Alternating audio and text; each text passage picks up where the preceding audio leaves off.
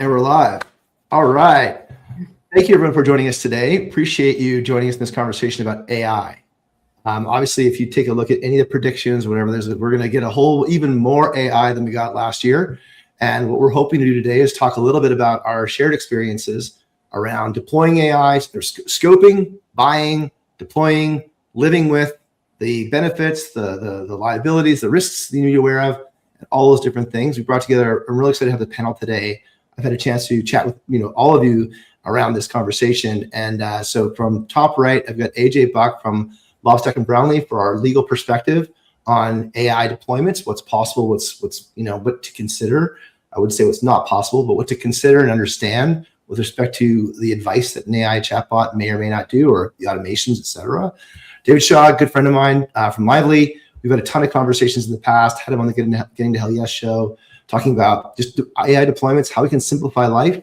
And Marlana Murdock from Western Wealth, a recommendation from Jennifer, the new chair at RETC. So thrilled to have you on, Marley. We'll do quick intros. AJ, kick it off, and then we'll go into the first questions. Yeah, definitely. Thank you so much. So I'm AJ Buck. I am the single family and build to rent client relationship manager at Loebsack Brownlee. Loebsack Brownlee is a law firm currently on the East Coast, Carolinas, Georgia, Virginia, just opened in Florida and about to open in Tennessee. We offer a flat fee approach to evictions for professional property management companies. So I'm excited to be here. Thanks, AJ. David? David Shaw with Lively. I've been in the prop tech startup world for about 9 years after jumping the corporate ship after 10 years at Starbucks. Lively, an early entrant into the property operations space, founded in 2016. I've been full-time with Lively about 5.5 years now. Wonderful. Marley. Oh, sorry, David. Go ahead. No, Marley, go ahead. Hi, everyone. Marlana Murdock, Vice President of Operations with Western Wealth Communities. We have about 6,000 units across the Texas, Phoenix, and Las Vegas regions. And this is my third decade in property management and multifamily operations. So really excited to be talking about where we're going with AI. You've seen a few things. Seen a few things. You've probably seen a few fads. And you've probably seen it. Yeah. Yes, for right. Sure. Well, the idea of this show started from David's perspective at OPTECH, which AI was obviously a huge part of the conversation there, and a show put on by RETC. And the interesting thing about AI is obviously it's something that's changed most of our lives in the last 3 years, especially. And now it's kind of filtering its way into there's experiences around implementation, and obviously filtering its way into 2026 plans. So we take a look at operational focus. And Marley, if you wouldn't mind kicking off the question here, why is AI worth discussing right now? AI in relationship to multifamily management, the biggest discussion point, I think the best reason for people to be considering adding it to their stack is really the improved customer experience, improved compliance, and also looking at reducing the workload and the tasks on our already overwhelmed and overworked workforce. So where you can take those repetitive tasks and automate them, it just gives our team members so much more to work with when they're doing the really important high value resident facing tasks related to operating a healthy property. And in your mind, is it because there's just simply is it the work or the lack of talent? Like, is it a demand side or a supply side? It's a combination of both, for sure. Yeah, that's a discussion, a very important discussion point, and that is the trainability of what we're asking our on-site team members to do and trying to find those people. So that it's the trainability factor that's also quite large. I've been having conversations. I'm an eternal optimist, so I'm always thinking that that's the last thing I want to talk about. But quite frankly, it is. And one of the things we should be always talking about at the forefront of this is the trainability of our workforce is very different than it was 5 years ago, drastically different than it was 10 years ago, and 100% different than it was 15 to 20 years ago. Oh, yeah, without a doubt. David, what are you seeing? Yeah, Lively's actually very excited with all the conversation around AI, not because of AI itself, but because it signals the current complexity of multifamily operations, right? I think if I'm being candid, if Lively has made any single mistake in its development, it was building a solution for a level of complexity that didn't broadly exist in the market. And so now that we're in this world where the volume of resident interactions, maintenance workflows, operational data has reached and surpassed the capacity of on-site teams, we're not just talking about inefficiency gaps like we've been talking about for the last 10 years. Now we're really talking about burnout and the after and ripple effects of burnout to all the things that Marley just talked about. And so, we think that the time is now because we thought it was beneficial, 10 years ago when we built the platform. But now that there's this complexity of operations permeating across all asset classes and all asset types, operators are now looking to solve those problems. And we view AI as a tool in our toolbox, not the end all solution, right? And I think the other thing that people are starting to realize is that operators don't need AI transformation. Really what they're looking for is, fewer repetitive tasks, like Marley said, fewer misses, and then the critical component in evaluating AI is fewer fires, right? Yep. I find that like a lot of things in life, if you're trucking along at like 15 miles an hour, you can kind of tolerate a little bit of a wobble in your tire. The second you start going to like 30 and 40 and 50 miles an hour, and the whole thing starts shaking, that's when you start really feeling, your tires are out of balance, right? And that's when kind of I see all the time is that it's this speed and quality conversation. What's interesting about it as a seller, I'm awfully, we tend to try and open with cost savings, but I'm finding that deals are closing because of speed and quality. So those two things that you mentioned. Now, speed and quality is an interesting conversation from a legal perspective. What are you seeing, AJ? Yeah, definitely. I mean, we're seeing more and more, a lot of property management companies starting to utilize AI, which is great. I always stress personally, AI should be used to enhance your teams, not to replace your teams. Especially when it comes to touch points, you still need that human touch. There's things, even from a liability standpoint, you need human eyes on things and not just trust the data that you're giving, right? So bad data in, bad data out. And what I recently read a Gallup survey that 41% of leaders don't know if their teams are using AI. Meanwhile, 52% of employees are using AI, but don't want to tell their bosses. So right there, that's opening you up to so much liability because that is not in-house AI, right? That is Chat GPT. That is Meta AI. That is company information that is being sent out. If you don't have an AI policy in place, which I'm sure we'll get to later, that's company information that's being sent out through Chat GPT. So you could go to Chat GPT and say, hey, how does XYZ property management handle this? And if one of their employees are using that Chat GPT and they've used their company name, you can start getting information you should not have your hands on. So it's true. Yeah. So we're seeing it implemented across the board, but not implemented necessarily in the best professional ways. And that at the end of the day is going to cost your company. I find it hilarious that those stats, because like often as a seller, the biggest objection I get is my people won't adopt. Right. But meanwhile, you've got 1 and 2 self-adopted. Already adopted. Yeah. Already adopted. Right. So You just don't know about it. You just don't know about it. It's kind of funny, right? Yeah. So when you look at like misconceptions around AI, like, and in this kind of like this tug, people are choosing to use it. There's kind of like an awareness of using it, but there's still projects that are kind of like stalling out. I mean, I know that, like from the seller side of things and Marty from a buyer side, like there are things that get in the way of the deployments and the execution of all this. Is there a pause? Is there a direct, like what shifts or deflects the momentum around execution?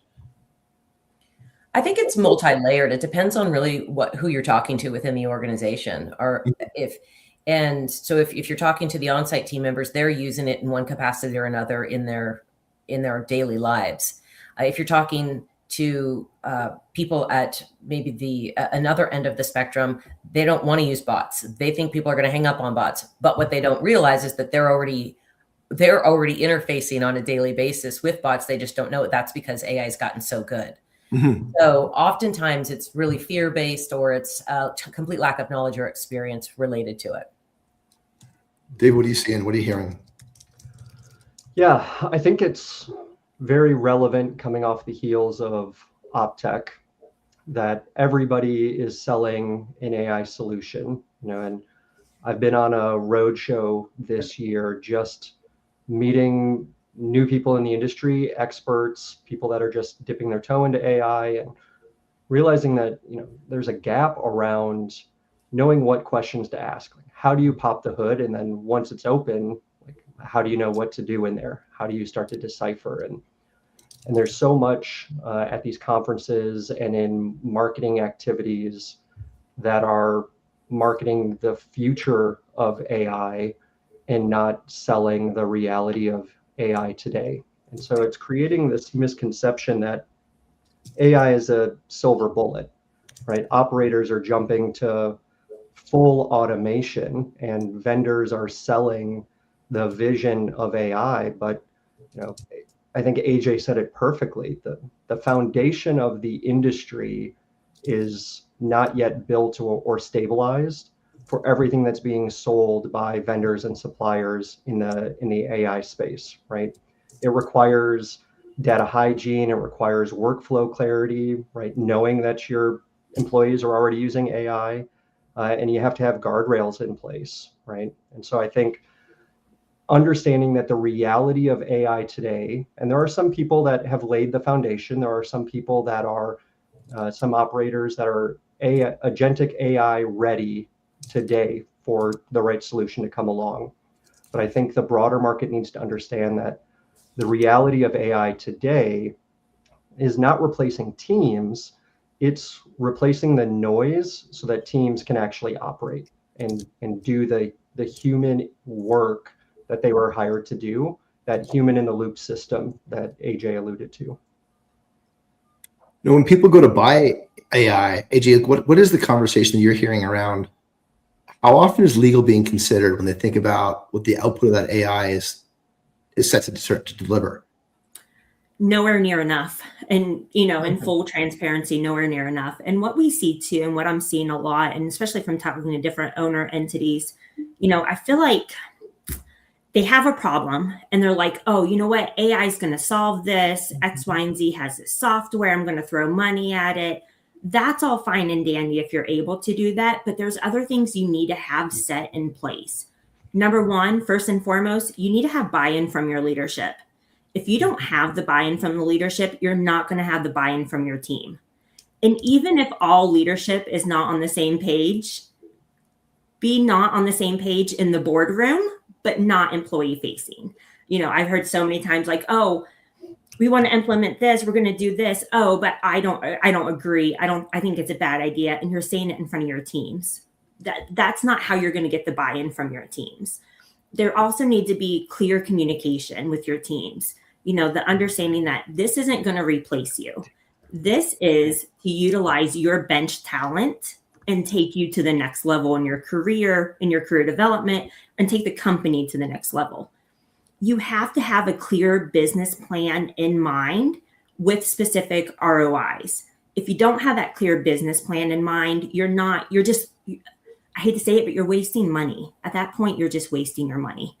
And then at the end of the day, you need to have an AI policy in place, the correct way to use it. And that includes training your team. So when you're looking at buying into AI, one valid question we always ask is, okay, who's training my teams?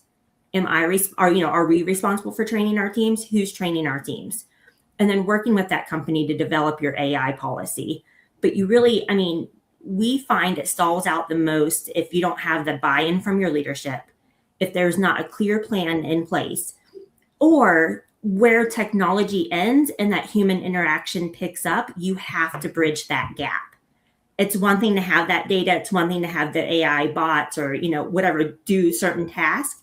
But it's another thing then to say, okay, then when does the team come back in place and what does that transition look like? We find that they're not, a lot of times from what I'm seeing, they're not, and my husband works in the, as a data architect. So he sees it too on that end too, where a lot of times they're just not taking into consideration any risk that they're, assuming with any sort of AI. And then, you're looking at cybersecurity risk too, not just, the input from your team. Yep. So we're seeing a lot of issues just across the board. But policy is not a lot of fun. It's not. It will protect you, and it'll protect your company, and it will make everyone on the same, on the same page regarding the right way to use this and the not so right way to use it. Guillermo, if I may, all great points, AJ, and I think it's important to emphasize that everything that you're articulating for the customer end user, and Marley, maybe this is something you can put in Jennifer's ear for Retsy to consider, right? But there needs to be a responsibility and a stewardship for the AI vendors as well, right? Mm-hmm. Everything that you said about going into open language models, the last couple of weeks being on the road, I've heard some horror stories driven from that exact perspective, right? The AI solutions are not being trained in a walled garden, right? It's not being layered on top of sufficient enough data. And so then they have to leave a crack in the wall for this agent to go out to the large LLMs. And that's where you start to get the hallucinations. That's where you start to get the incorrect information, because the AI model itself isn't built on sufficient enough data. And so, there's these cracks, and it goes out and it makes irreparable decisions that, can put your brand at risk, put your residents at risk, put your capital at risk. And so the guardrails and a sense of responsibility and stewardship from the vendors is just as important for the tools that we're bringing to market as for the end user operators and their AI governance policies. It's one of the it's one of the first questions you should be asking the vendors that you're looking at as part of your due diligence process is exactly this topic: is where are they with this? And what are the guardrails that they have in place? What are their workflows? What are the escalation points? How quickly can a human get involved? All of those are critical questions. I'm just coming off 2 pilots of 2 separate AI programs that we were running, and this is a biggest question for sure. Yeah, I've heard of AI agents, promising up and down that they're communicating with management and promising multi-month concessions to resolve issues. And when it's brought to management, there's no record or awareness of any conversations happening, right?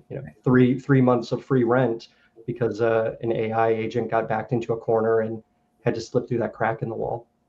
We see the same thing, like even in sales demos, we actually now get the same reaction of what our AI can do and what it won't do. Mm-hmm. We'll purposefully put in, ridiculous questions, and it'll say, "Sorry, I can't answer that. Sorry, I can't answer that." And they're like, there's a sense of ease amongst the audience when we show that out, because we want to demonstrate that we've actually engineered what it should do and what it should not do because of the hallucinations and all those things. It's the biggest question, really, is what is it not going to do for my teams? Where are those areas that this, because right, they're all selling features and all these amazing solutions, but what will it not be doing? I think that's a great place to start. Particularly looking at the readiness of your organization to adopt or even launch a pilot before you even adopt a program.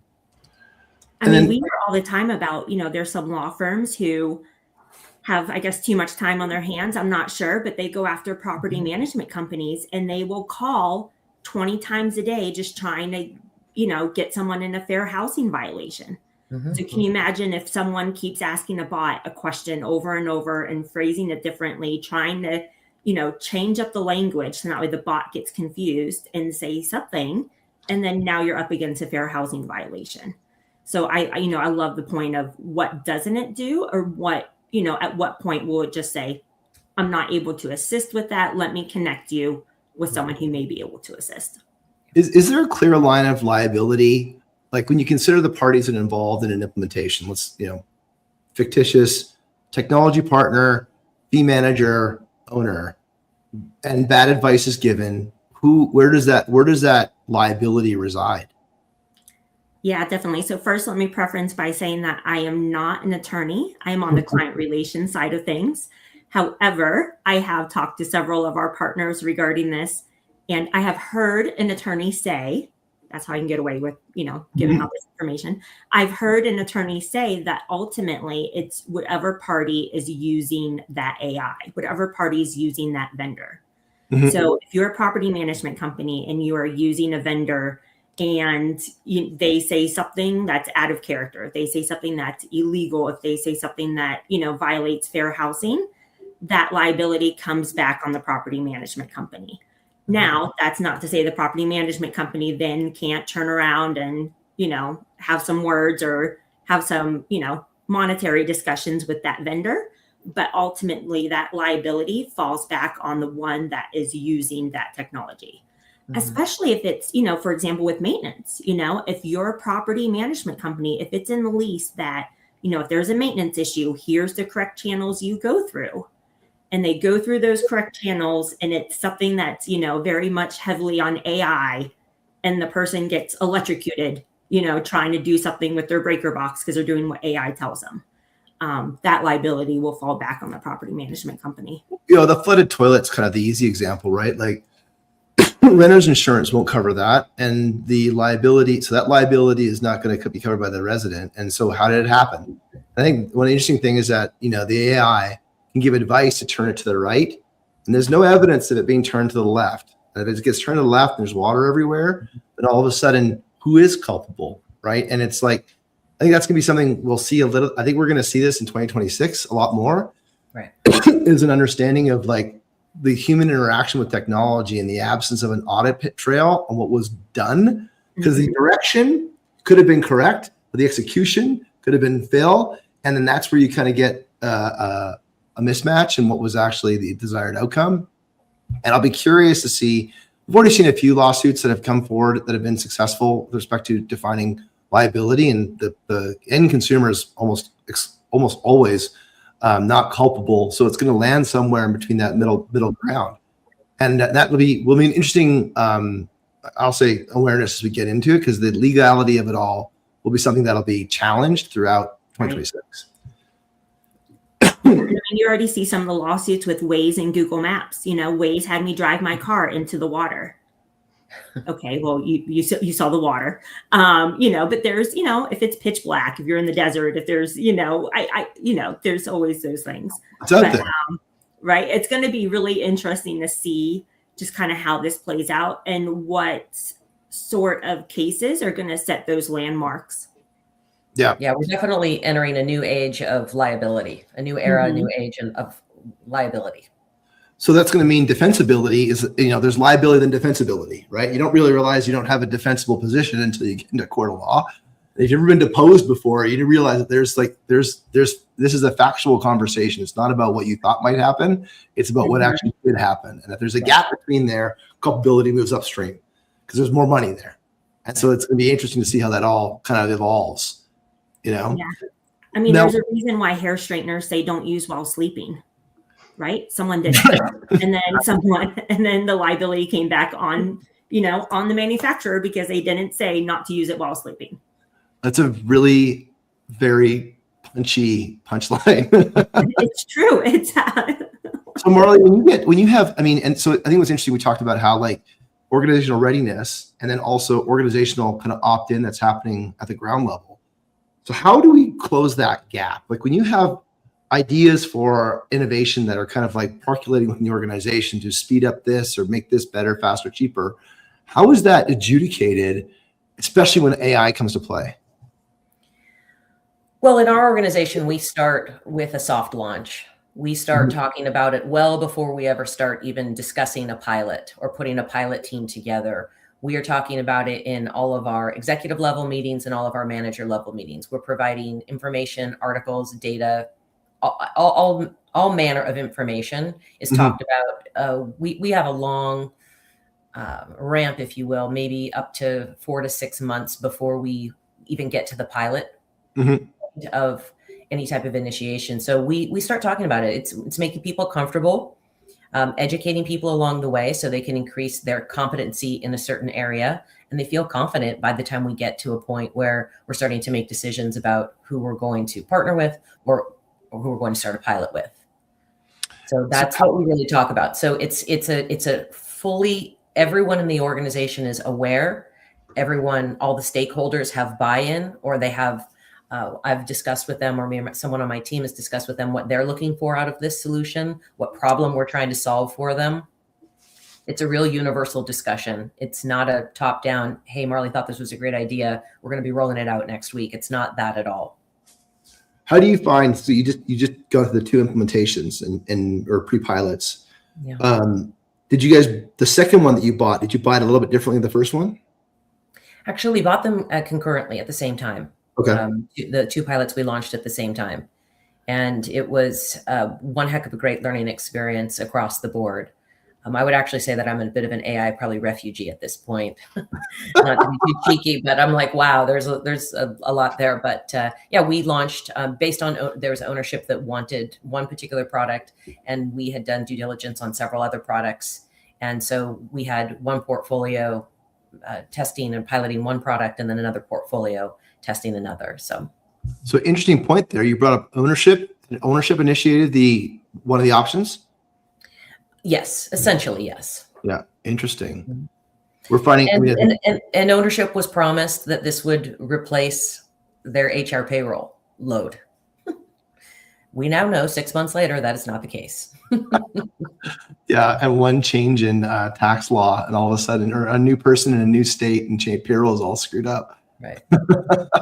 Both have been unique and wonderful opportunities to enable our teams to do better work. Right. And now, do you find that as you look at 2026, you've got a better understanding of how you? I mean, presumably there's going to be an AI opportunity to buy something in 2026 that's AI related or powered by AI. Do you have kind of a better understanding of how you're going to manage the procurement for that, or the selection for those particular solutions? Absolutely. What we've been able to learn in a short period of time, in a short pilot time, we will take into 2026. And the way that I see 2026 and our AI engagement going is we're going to be turning it way down. We're going to start with the baby steps. We now know we know the whole enchilada. Now we're just going to start with the ingredients. Yeah. And we're going to start slowly layering it in and using it where it makes the most sense to solve the biggest problems. We're not trying to solve all of our problems. We're trying to solve our biggest, most immediate problems where the asset could use a lift or help, or is financially struggling. So we're going to use it in a very limited, much smaller paintbrush. So as a vendor, right, how can we sell better into owners, into fee managers? How can we encapsulate the message a little bit better? Because part of our conversation that David I had at OPTECH is, like, first of all, we walked around and saw some of the stuff people were talking about, and intuitively there was no smoke test on any of these promises are being made. And we're kind of going, well, look, I don't know everything, but I know a lot to be dangerous. And I know that's not practically possible given the infrastructure, the data, the governance, all these things. So what kind of coaching can vendors have to do a better job at what we're positioning? Because obviously we want to position an outcome that is otherworldly, but we want to make sure we're be able to implement. We want to make sure we're being responsible with what we're committing to. What kind of advice can we get? I can kind of touch on that, even though I am a vendor, even though I'm not selling AI. One of my first things. You might be soon. Yeah. First off, I want to say, Marley, that I love the fact that you guys are that you're scaling things back. I think doing those 2 pilots, concurrently at the same time, I think that's how you really train your team. You start with small pilots, you build upon that knowledge base and then that skill set, and then you add some more. And for me too, I'm always big on operations. I'm always big on, my team being able to think outside the box and problem solve. And I think that's a way too to say, hey, here's what you're learning for AI. And then they'll start to think about other duties that they have or other areas where something could be implemented. And that's really how it builds upon. 100%. Even though I'm a vendor and I'm not selling AI, I think for me, a lot of the hiccups that I come across a lot is we have a lot of legacy products that we use. we have a lot that it's hard to move away from the technology we currently have. And so for us, and I can't speak for the firm as a whole, but for me, it's about, here is our process. Here's what we're currently doing. How does your AI piece kind of fit into there without having to do a complete 180 on everything that we're doing from an operations standpoint? Mm-hmm. So for me, that's always really big. If the vendor's, willing to even look at, our current process and what we're doing and the technology we're currently using, and then say how they can integrate with that, as opposed to just being like, you're going to have to change everything sort of thing, because change is hard, right? Change is hard. It costs time. It costs your talent.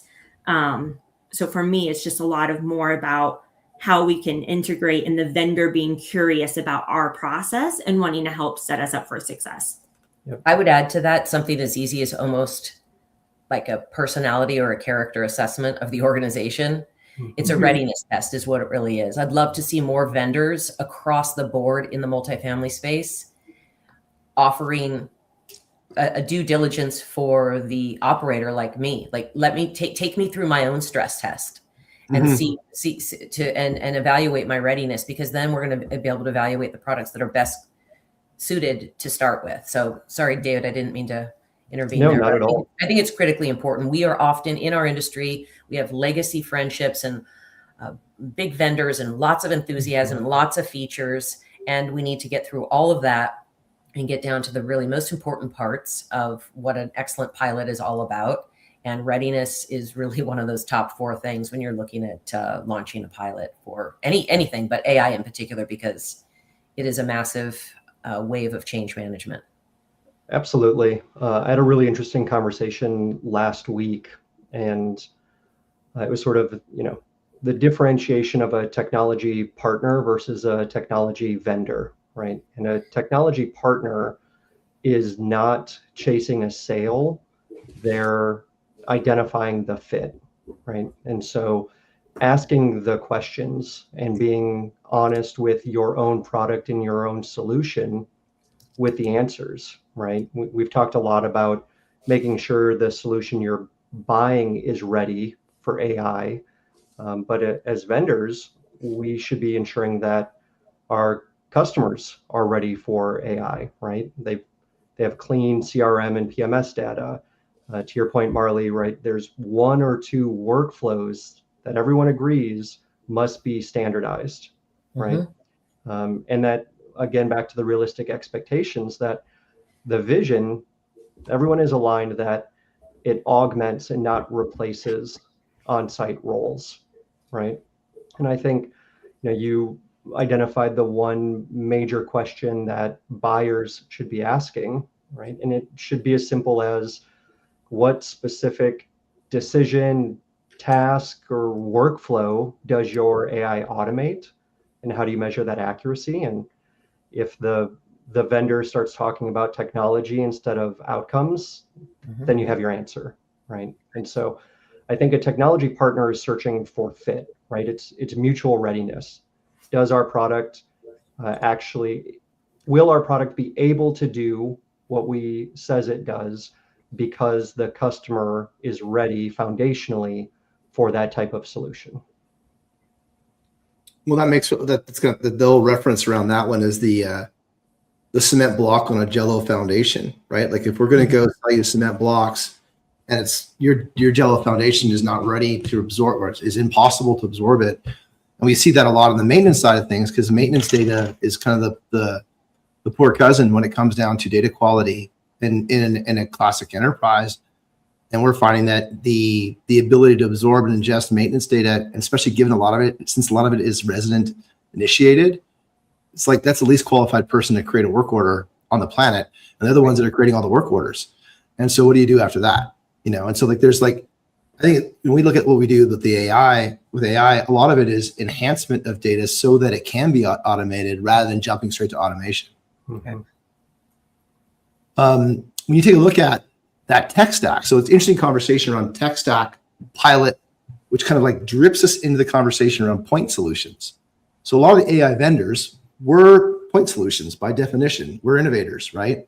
and then we integrate in with these larger enterprises. But there's a ton of writing also at OPTECH around tech stack being bloated out. There's a ton of I've got 1,000 different logins. So how do we begin to, and Marley, how do you begin to kind of like consider or is it just a straight, like these are fast and slow, like how you mentioned before? How do you think about, okay, we need to innovate because we've got some clear and present problems that are not going to solve themselves if we don't choose technology.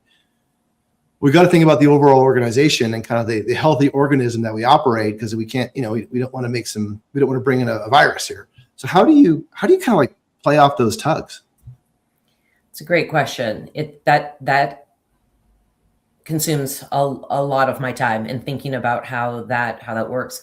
I off the top of my head, where I go with this is pedigree. First, I look at where they've had other really great, if we're talking about integrations and things like that, like and having a bloated tech stack. I really look at their pedigree, what their customer base is, where they've had success in the past, and these are the types of questions I ask our vendors.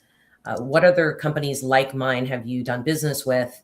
Not only in size, because size is important, but also the nature of our business, the culture and style of our company. And so I'll ask those types of questions. And if it is going to be a complicated fit, I'll have our IT people take a look at the documentation, the process of it. If it's cultural, if it's too bulky, then we'll start those discussions. So we look at it from all angles. I don't ever take anyone's word for it. I've learned that lesson the hard way.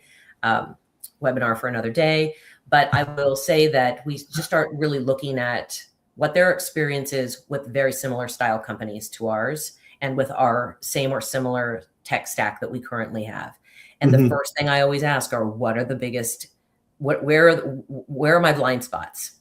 Sure. Because I'm going to try, as a process person who has grown out of a people person that's now a process person, I'm going to always look for certainly during the integration, but also through the enablement piece, where are my blind spots? So I'm going to try and serve those first.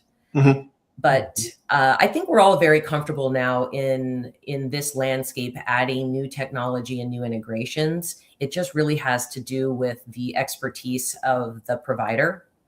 And also what type, we love to talk about the technology of adding AI, but we do also forget, I'm the one who's constantly talking about this in our organization. Adding AI is certainly an IT initiative for sure, but it really is a people and a process initiative, in my opinion. So I sort of tend to serve that part of the organization first, but I just do a really deep dive, ask a lot of questions, get a lot of good references, find out how it's worked before. And ask the vendor directly, what are your pitfalls? Where are we going to struggle? We understand that all new technology and new integrations, there are going to be struggle points and rough spots. What do they look like from your perspective? What can we expect? Because it's all about planning and preparation on my end. What are you hearing when you're out in the market there, David? Yeah, I think you bring up an interesting point on point solutions, right? And the market has sort of mandated these point solutions to swim upstream to be platforms or operating systems, right? Lively was named itself as an operating system 9 years ago, and in the last year there's been 4 rebrands in the space going to operating system because it's the buzzword right now. And so I think that introduces one level of complexity in understanding, how does a point solution become a platform or an operating system in more than just in name only. And I think the answer to that lies a little bit in what Marley was addressing, and I think you referenced on like the tech stack bloat, right? I think that every portfolio, every property is a snowflake, and the reason why a truly universal platform won't be successful is because at that scale you'll do the 80% of what everybody needs, but they'll look at their portfolio or their individual properties and realize that they need the 20%. And so that's when a point solution that goes deeper becomes the right fit. And so, I think that it's important as a vendor that you're not shoehorning your partner stack into the customer's operations. And Lively was always built as an agnostic sandbox from day one. That was our DNA and our hypothesis. So you bring your toys to the sandbox, and we make sure that they play nicely. And I think that that's going to make it hard to truly address the bloated tech stack element of our industry, because everybody is going to want certain aspects of functionality that are only going to be available in certain specific or niche providers. I think then that becomes, how do you manage that? And so getting to a true platform or operating system where it's seamless unification, right? Yeah, you might have 7 engines running in the background, but your operators are only engaging in one front end for 80% of their workload, right? Maybe there's deep data that you have to go into the single source of truth for a monthly, quarterly audits, maintenance, reporting functionality. But for 80% of their daily and weekly workflows, coming into a single unified platform, and then for the residents, right? That's sort of what kicked off this whole industry. Was we reached this, the physical amenity war had sort of reached saturation. And so then it kicked off this digital amenity arms race. And that resulted with residents having to download 7, 8, 9 apps to live in a building. And so a product like Lively and the space that we pioneered is, okay, how do we streamline that, at least for a resident? And then what we've done over the last 7, 8 years since that point is, how do we create that single pane of glass for the operators and for ownership, so that you can have the tech stack that fits your snowflake, but the experience is still singular, seamless, integrated. And I think that's the pain point that a lot of operators are looking for to solve, because of all of the new AI innovation coming out. They're bringing in 2, 3, 5 AI point solutions at one time. And so they're feeling the bloat again that felt as if it was addressed 7, 8, 9 years ago.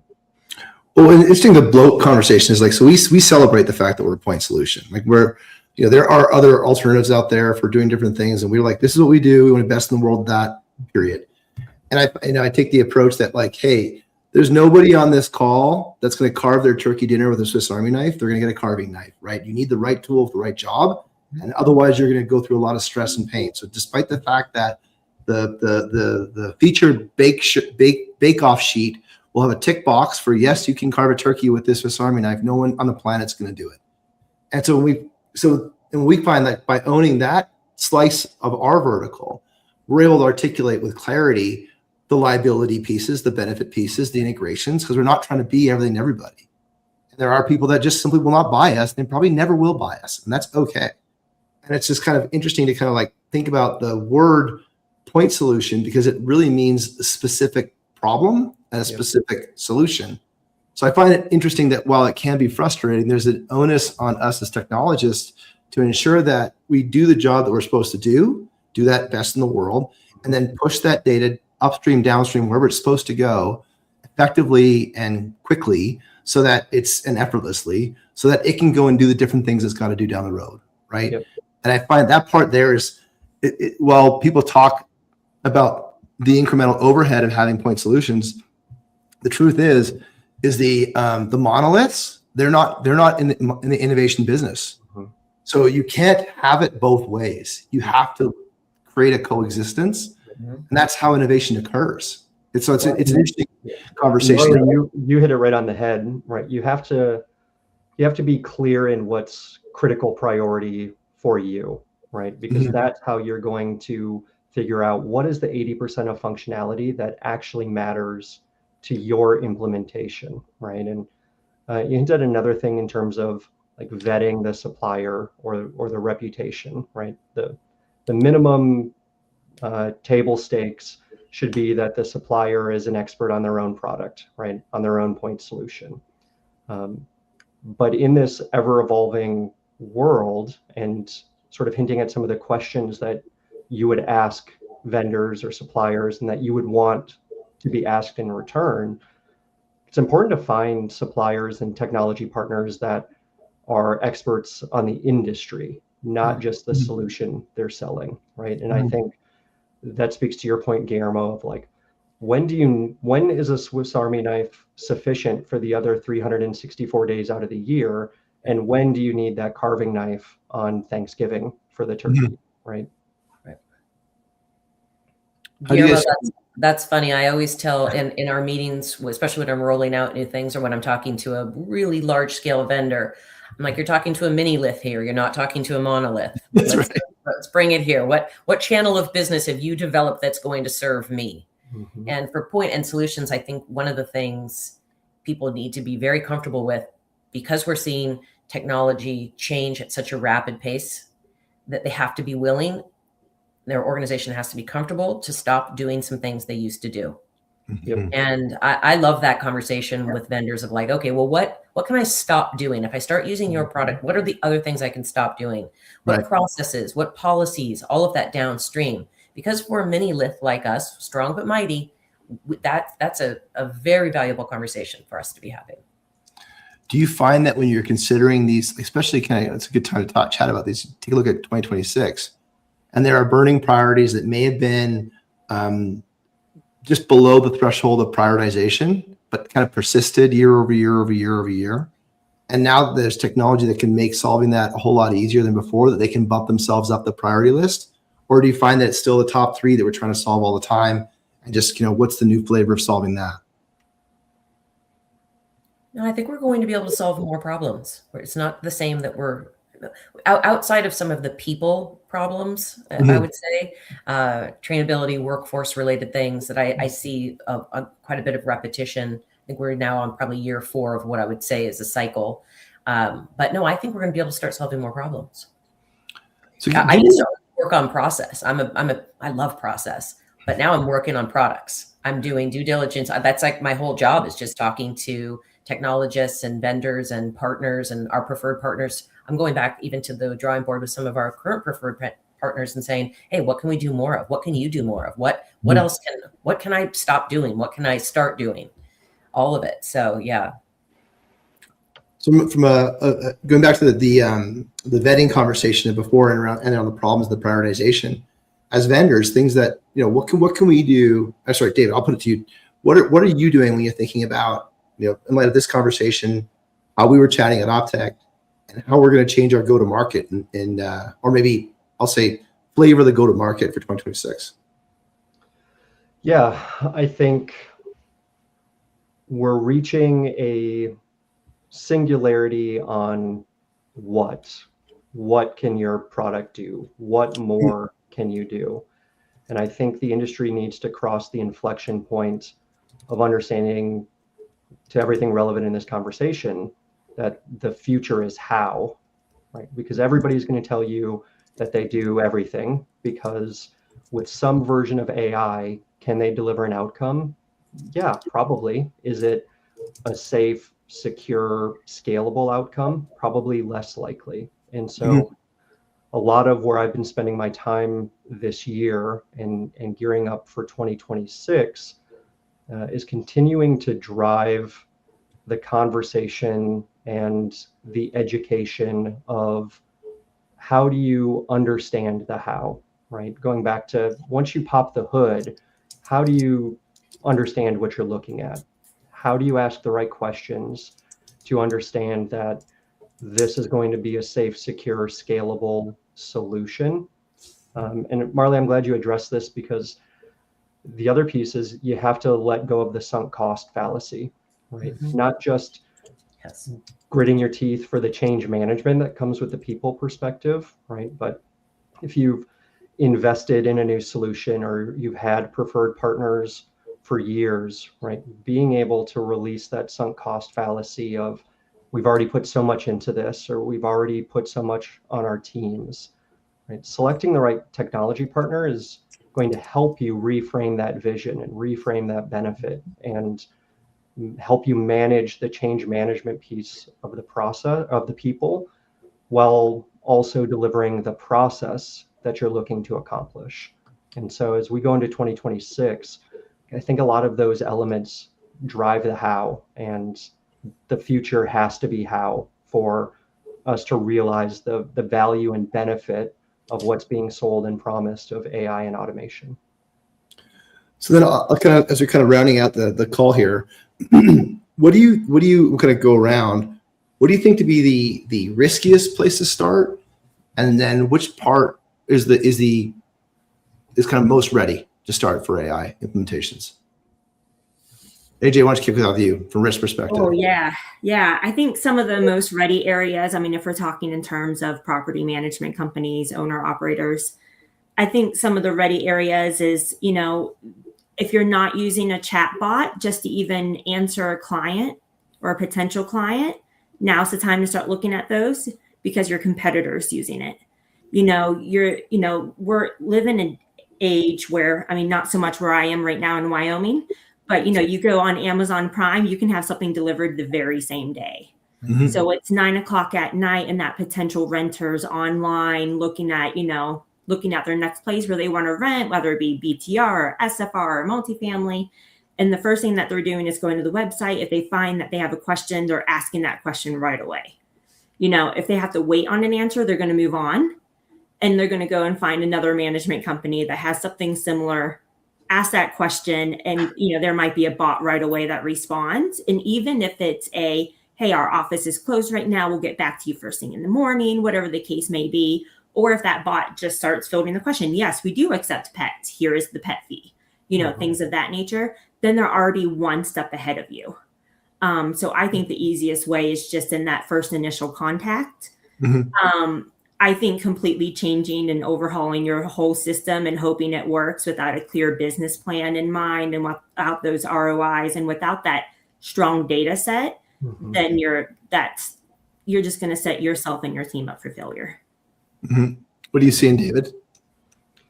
Yeah, I think the safest space and where the most reputable AI solutions today are operating are on the routine, repeatable tasks of operations, right? I think augmenting your assembly line is probably the safest space to implement AI today.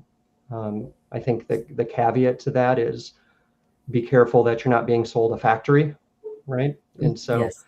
I think that's where it gets risky, right? The assembly line, the majority of successful AI solutions today are scripted, probabilistic workflows, right? Mm-hmm. It is built off of a reliable enough data set, and you're basically just training a new set of hands.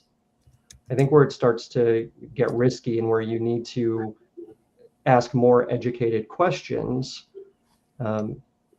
is when you're thinking about future serving AI workflows, right? The world of AI today is built on a rear view mirror, right? It's built on the data that happened up until yesterday. And so it can be valuable, but it's not going to be your full AI transformation. It's going to put you in Groundhog's Day, because every day is zero, right?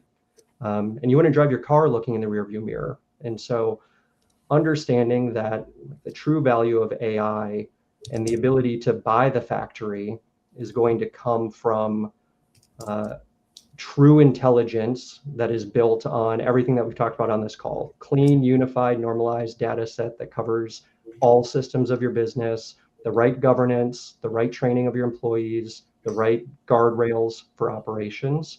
And those are the areas today that I would say would be risky implementation. Somebody selling the future vision of true automation where it requires training a second brain.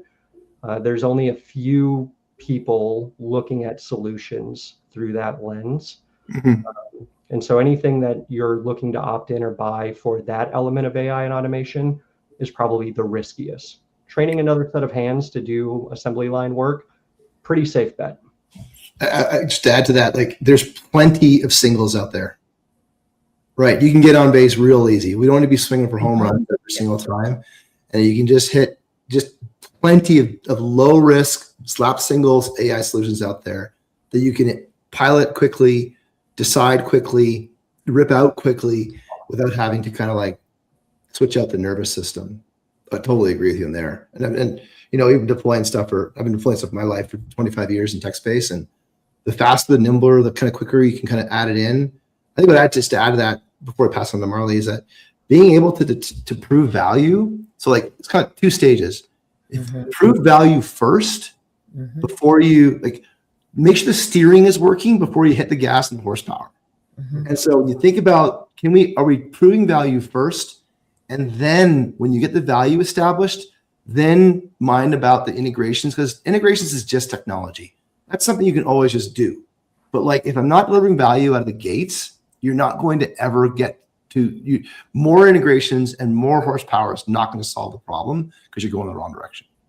So that's kind of, we kind of look at it, is that how can we begin to think about the opportunity lies with how can I begin to set the standard first, deploy it through methodology so we can do repeatable, quick lessons and learnings, and how can I get value? Like really, it is not unusual to expect value in the first week, right? So what does that first week feel like?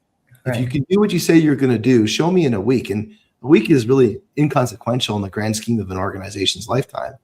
And if you can get to a point that you can say, yes, this can smoke test in a week, then let's try a month. And let's try, it's like dating. Now let's go even further. Let's figure that out.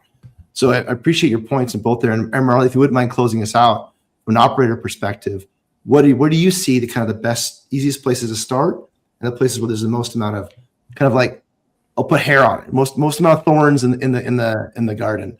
Well, going too big too fast, buying the whole factory. So what everyone, David and AJ, we've all discussed here, it's going too big too fast, thinking the silver bullet solution is there. For me, start small, start with those easily repeatable tasks, and particularly ones where either for me, it's going to be related to lead management or resident satisfaction, where a resident can self-serve themselves, or where a prospect can self-serve themselves with great data, where they can take the next step and book an appointment, where they can take the next step and file a work order, a service request, or they can ask a simple question that they'll get a quick answer on, not one that needs to be escalated back to a human. Start there, get all of your early wins there.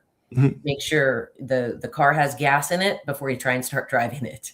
And so those early wins not only wins the hearts and minds of your IT team and your tech team, it also wins the hearts and minds of the people who matter the most. And those are your on-site team members working in the leasing office, whose job just got this much better and they're this much happier now because these self-service capabilities that we've put in place has now given them the opportunity to do better with themselves in their role and their career in other areas.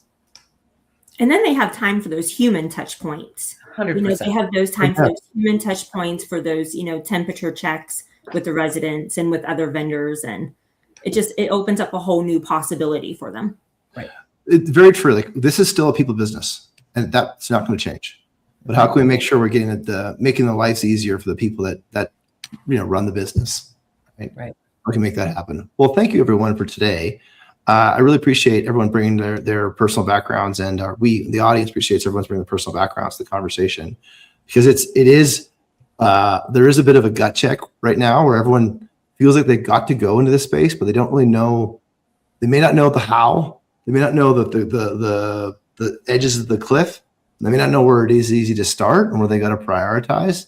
So appreciate everybody sharing their experiences as far as that's concerned, because it's going to be a big change. And there's a couple truths that we all can agree on, is that 2 years from now, you're not going to be not using AI. Like 12 months from now, you're not going to be not using AI. Your people are going to pull it out of your hands if you're not going to be enabling that. They're already, to your point, AJ, half of them are already using it, and they're already clamoring for it. It's closing a gap that doesn't exist, or that exists, more solutions exist, I should say. And so if the people are pulling for it, the residents are pulling for it, then it's kind of our obligation to make sure we usher it through the smoothest, safest, most compliant way possible, so that we can learn from the adoption experiences like Marley was talking to, because otherwise we are going to kind of get left behind. Like, this is a left behind moment. It's just like, it's still a little bit precarious as to how we get there. And so, like, yeah, let's not rush across the spine of the mountaintop, because that's also got some problems to it as well. Right. So appreciate everybody joining us today and everyone listening in today. And I look forward to this conversation further in 2026. And if you have any questions for the folks on the panel, obviously reach out to them on LinkedIn. They're connected to the show. We'll push this out as a podcast for everyone to listen to otherwise. If you have any questions or comments, put it on the LinkedIn on the show event, and we'll be able to get to it and answer any questions. So thank you, everyone. Thank you so much, AJ, David, Marley. It was wonderful having you. And enjoy the rest of the have a great holiday. Be safe. Thank you. Thank you, everyone. You too. All right. See everyone. Bye. Bye-bye.